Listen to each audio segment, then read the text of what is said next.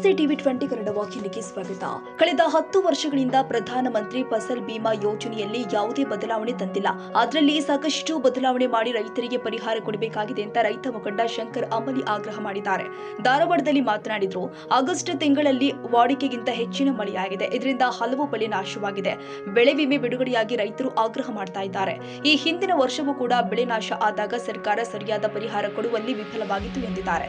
ಪ್ರಧಾನಮಂತ್ರಿ ಫಸಲ್ ಬಿಮಾ ಯೋಜನೆಯಲ್ಲಿ ಕಳೆದ 10 ವರ್ಷಗಳಿಂದ ಯಾವುದೇ ಬದಲಾವಣೆ ಆಗಿಲ್ಲ. ಅದೇ ನಿಯಮಗಳನ್ನೇ ಮುಂದುವರಿಸಿಕೊಂಡು ಬರಲಾಗ್ತಾ ಇದೆ. ತಾಲೂಕು ಒಂದರಲ್ಲೇ ರ್ಯಾಂಡಮ್ ಆಗಿ ಬೆಳೆ ಸರ್ವೆ ಮಾಡುವ ಪದ್ಧತಿಯನ್ನ ಈಗಲೂ ಕೂಡ ಇಡಲಾಗಿದೆ. ಇದರಿಂದ ಎಲ್ಲ ರೈತರಿಗೆ ನ್ಯಾಯ ಸಿಗ್ತಾ ಇಲ್ಲ. ಕೂಡಲೇ ಈ ಪದ್ಧತಿ ತೆಗೆದು ಹಾಕಬೇಕು. ಒಂದು ಸ್ಟ್ಯಾಂಡರ್ಡ್ ಈಲ್ಡ್ ಅಳವಡಿಕೆ ಮಾಡಿಕೊಳ್ಳಬೇಕು. ಎಸ್ಡಿಆರ್ಎಫ್ ಮತ್ತು ಎನ್ಡಿಆರ್ಎಫ್ ನಿಯಮ 10 ವರ್ಷಗಳ ಹಿಂದೆ ಮಾಡಲಾಗಿದೆ. ದರ ಏರಿಳಿತ ಹೆಚ್ಚಾಗಿದೆ. ರಾಜ್ಯ ಹಾಗೂ ಕೇಂದ್ರ ಸರ್ಕಾರಗಳು ಪಾಲಿಸಿ ಮೇಕಿಂಗ್ ಪರಿಗಣಿಸಬೇಕು. ಇವತ್ತಿನ ಹಣದ ಏರಿಕೆಯಂತೆ ನಿಯಮ ಬದಲಾವಣೆ ಮಾಡಬೇಕು. ಹೆಚ್ಚಿನ ಪರಿಹಾರ ಕೊಡುವ ಕೆಲಸವಾಗಬೇಕು ಎಂದಿದ್ದಾರೆ. ಈ ಆಗಸ್ಟ್ ತಿಂಗಳ ನಿರಂತರವಾಗಿ ಏನು ವಾಡಿಕೆಗಿಂತ ಹೆಚ್ಚು ಮಳೆ ಸುರಿದಿದ್ದರಿಂದ ಈ ಭಾಗದಲ್ಲಿ ನಿರಂತರವಾಗಿ ರೈತರು ಹಾನಿಯನ್ನು ಅನುಭವಿಸೋದಿರ್ಬೋದು. ಇಲ್ಲಿ ನಡೆದಿರುವಂಥ ಪ್ರವಾಹಗಳು ಹಾಗೂ ಹಲವಾರು ಬೆಳೆ ನಾಶ ಮತ್ತು ಈ ಒಂದು ಹಲವಾರು ಸಮಸ್ಯೆಗಳ ವಿರುದ್ಧವಾಗಿ ನಾವು ಇವತ್ತು ರೈತರು ಕೂಡ ನಮಗೆ ಬೆಳೆ ಪರಿಹಾರ ಬರಲಿ, NDRF SDRF ಗೈಡ್ಲೈನ್ಸ್ ಪ್ರಕಾರ ಪರಿಹಾರ ಕೊಡಲಿ, ಬೆಳೆ ವಿಮಾ ಕಂಪನಿಯವರು ನಮಗೆ ವಿಮಾ ಹಣವನ್ನು ಕೊಡಲಿ ಅನ್ನೋದ್ರ ಕಡೆ ಹೋರಾಟಗಳು ಇವನ್ನೆಲ್ಲ ನೋಡಿದಾಗ ಇವತ್ತು ಸರ್ಕಾರಗಳು ಈ ಹಿಂದಿನ ವರ್ಷವೂ ಕೂಡ ಭಾಳ ಸುರಿದಿರ್ತಕ್ಕಂಥ ಮಳೆಗೆ ಹಾನಿಯಾದಂಥ ಸಂದರ್ಭದೊಳಗೆ ರೈತರಿಗೆ ಪರಿಹಾರ ಕೊಡುವಲ್ಲಿ ಹೋದ ವರ್ಷವೂ ಕೂಡ ವಿಫಲ ಆದವು. ಹೋದ ವರ್ಷದಲ್ಲಿ ವಿಮೆ ನೀಡುವಲ್ಲಿ ಕೂಡ ಸಂಪೂರ್ಣವಾಗಿ ವಿಫಲ ಆದವು.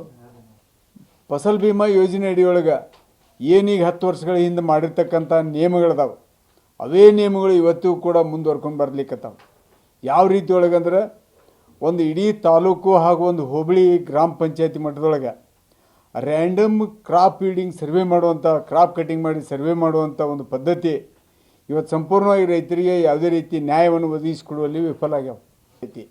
ಈಗ ಏನು ತಾವು 5 ವರ್ಷ ಹಾಗೂ 7 ವರ್ಷದ ಒಂದು ಥ್ರೆಶೋಲ್ಡ್ ಈಲ್ಡ್ ಅಂತೇನು ಎವರೇಜ್ ಈಲ್ಡ್ ತೆಗೆದು ಅದನ್ನು ತಾವು ವಿಮೆ ನೀಡೋದಕ್ಕಾಗಿ ಕನ್ಸಿಡ್ರೇಷನ್ ಮಾಡುವಂಥ ಪದ್ಧತಿ ಇದೆ.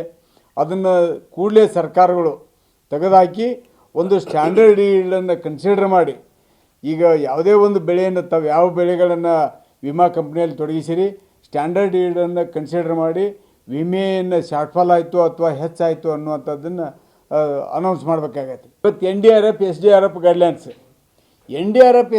ಗೈಡ್ಲೈನ್ಸ್ಗಳು ಈಗಾಗಲೇ 10 ವರ್ಷದ ಹಿಂದೆ ಮಾಡಿರುವಂಥವು. ಇವತ್ತು ಇನ್ಫ್ಲೇಷನ್ ಅನ್ನುವಂಥ ಸಾಕಷ್ಟು ಪ್ರಮಾಣದಲ್ಲಿ ಹೆಚ್ಚಾಗಿದೆ. 10 ವರ್ಷಗಳ ಹಿಂದೆ ಮಾಡಿರ್ತಕ್ಕಂಥ ಏನವ್ರ ಪ್ರಮಾಣ ಇದೆ, ಅವತ್ತು ಕೊಡ್ತಕ್ಕಂಥ ಪರಿಹಾರದ ಮೊತ್ತ ಇವತ್ತಿನ ಮಟ್ಟಿಗೆ ಅದು 1,000ದ ಬೆಲೆಯನ್ನು ತೂಗೋದಿಲ್ಲ. ಆ ಒಂದು NDRF SDRF ಗೈಡ್ಲೈನ್ಸನ್ನು ಈ ವರ್ಷ ಏನಿದೆ, ರಾಜ್ಯ ಇರ್ಬೋದು ಕೇಂದ್ರ ಸರ್ಕಾರಗಳಿರ್ಬೋದು, ಪಾಲಿಸಿ ಮೇಕಿಂಗ್ ಏರಿದೆ. ಇವತ್ತು ಯೋಜನೆಗಳನ್ನು ರಚನೆ ಮಾಡುವಂಥ ವರ್ಷ ಇರೋದ್ರಿಂದ ಇವತ್ತದನ್ನು ಪರಿಗಣಿಸಿ ಪರಿಶೀಲನೆ ಮಾಡಿ ಈ ವಿಷಯಗಳನ್ನು ಚರ್ಚೆ ಮಾಡಿ ಇವತ್ತಿನ ಒಂದು ಚಲಾವಣೆಯ ಇನ್ಫ್ಲೇಷನ್ ಯಾವ ರೀತಿ ಇದೆ, ಮನಿ ಇನ್ಫ್ಲೇಷನ್ ಹಣದ ಹರಿವಿಕೆಯ ಪ್ರಮಾಣವನ್ನು ಪರಿಗಣಿಸಿ ಇದನ್ನು ಹೆಚ್ಚಿನ ಪ್ರಮಾಣದೊಳಗೆ NDRF SDRF ಪರಿಹಾರವನ್ನು ನೀಡುವಂಥದ್ದನ್ನು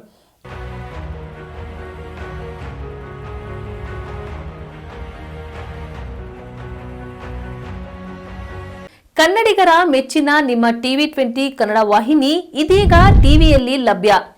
ಕರ್ನಾಟಕ ಮತ್ತು ದೇಶ ವಿದೇಶದ 360 ಡಿಗ್ರಿ ಸುದ್ದಿ ವಿವರವನ್ನ ಪಡೆಯುವುದಕ್ಕೆ ಟಿವಿ 20 ವಾಹಿನಿಯನ್ನು ಲೈಕ್ ಮಾಡಿ, ವಿಡಿಯೋಗಳನ್ನು ಶೇರ್ ಮಾಡಿ, ಕಮೆಂಟ್ ಮಾಡಿ, ಸಬ್ಸ್ಕ್ರೈಬ್ ಮಾಡಿ. HCN ಕೇಬಲ್ 842 ನಂಬರ್ನಲ್ಲಿ ಹುಕ್ಕೇರಿ ತಾಲೂಕು ಹಾಗೂ ಸಂಕೇಶ್ವರದ ಸುತ್ತಮುತ್ತಲಿನ ಹಳ್ಳಿಗಳಲ್ಲಿ ಲಭ್ಯ.